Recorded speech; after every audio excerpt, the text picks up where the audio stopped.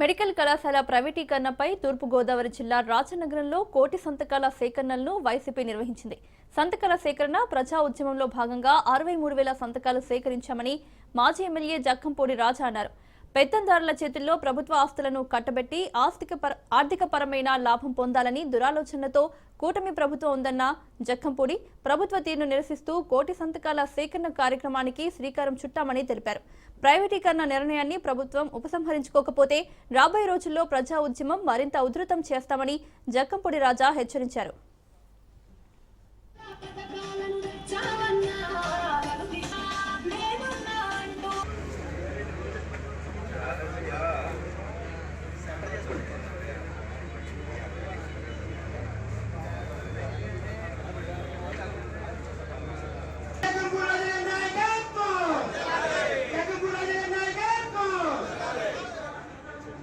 ప్రజల్లో వస్తా ఉన్నటువంటి తీవ్రమైనటువంటి ఆగ్రహాన్ని, ముఖ్యంగా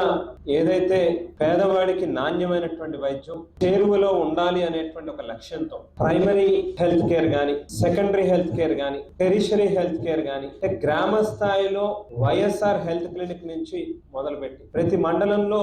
2 పిహెచ్సిలు ఉండాలి, ప్రతి నియోజకవర్గంలో ఒక సిహెచ్సి ఉండాలి, ఒక రెవెన్యూ డివిజన్ లో ఏరియా హాస్పిటల్ ఉండాలి, ప్రతి జిల్లాకి కనీసం అంటే ఒక ప్రభుత్వ వైద్య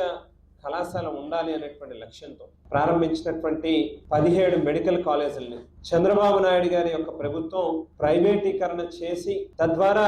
పేదవాడికి అందేటటువంటి ఉచిత వైద్యాన్ని దూరం చేస్తూ పెత్తందారుల చేతుల్లోకి ప్రభుత్వ ఆస్తుల్ని కట్టబెట్టి తద్వారా